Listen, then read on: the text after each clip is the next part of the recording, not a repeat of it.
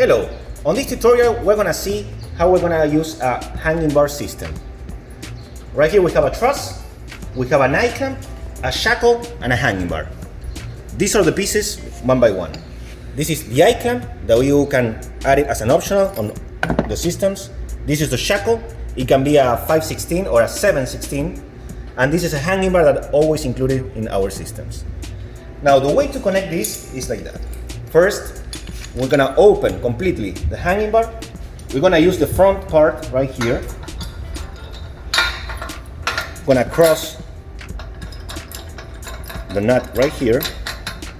We're gonna adjust it a little bit, not a lot, because we want this to move a little bit. Once we have this, we're gonna go with the shackle. We cross the shackle right here, like that. And the last step is adding the hanging bar here. We can do it. Thank you very much. It's always nice and good to work two people. And that's it.